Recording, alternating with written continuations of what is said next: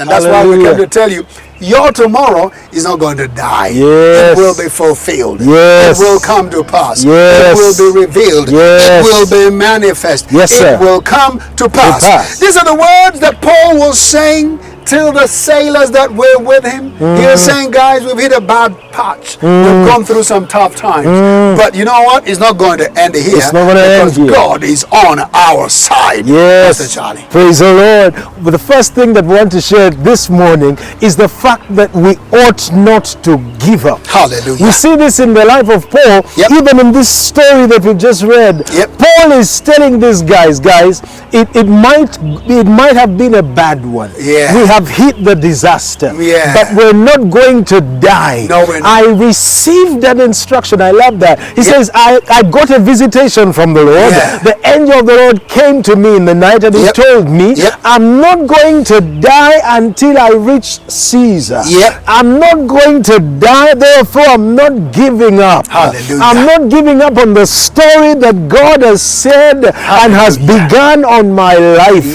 I'm going to see the fulfillment of every promise. I'm going to see the fulfillment of every word. I'm going to see the fulfillment of the promises of God in my life. I'm not going to die sick because he has promised that by his stripes I was healed. He satisfies me with life. He says with long life he will satisfy me. That is the promise of God. I'm not giving up hope. I'm not giving up life. I am going on. The second thing is we must stay in the race.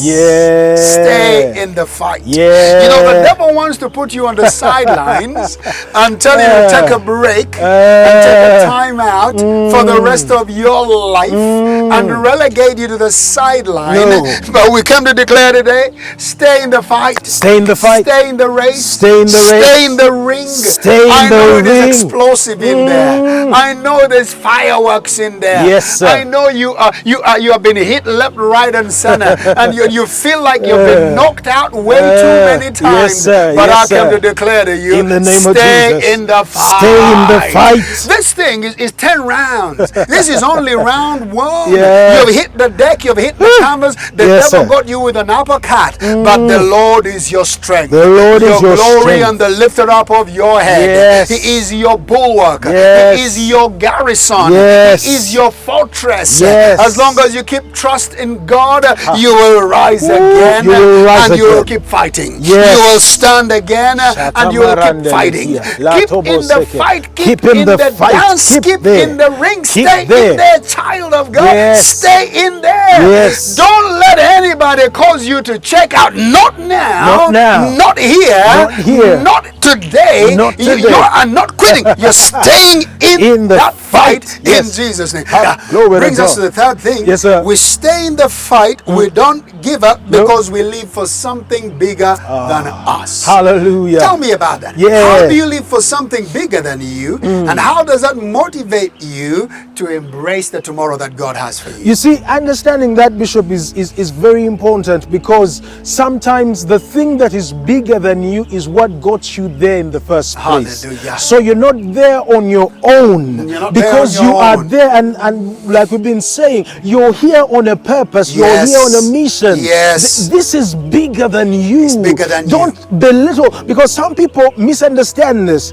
They think that the money they're getting is just for them, Just for them. and their little family. Uh-huh. But God is giving you the wealth of the nations, Yes. that he will be exalted among the nations, Hallelujah. that he will be known as Jehovah Jireh, Jehovah that you Jireh. will get to a place and bless the people, Hallelujah. and feed the hungry, Yes. and bless the people all around. The orphans are there. They need people to, to clothe them, to feed them, to give them the stuff that they need. And there you are saying that blessing is for, for just you. That's why the business is not working. That's why it's too little. Because it's too little. You're thinking thinking of your little home, you and your wife, and that's all you're thinking about. Yeah. God is saying, live for bigger. Believe for bigger. Let there be a bigger cause about your life. You're not just fighting for you. No. You understand that you're fighting for your destiny. Yes. You're getting into this fight, this lust that has attacked you. Yep. If you don't win over it now, it's going to come after you and your children and your children's children, because you forgot to fight and overcome in your day. Hallelujah. Oh, child of God, you must understand that there's something bigger there's something bigger at stake now, and you have to fight for it. Finally, number 4, it is about the eternal impact of God. Think about Paul. Yes, sir. Here he is, his life is at world's end. He thinks it might end any minute.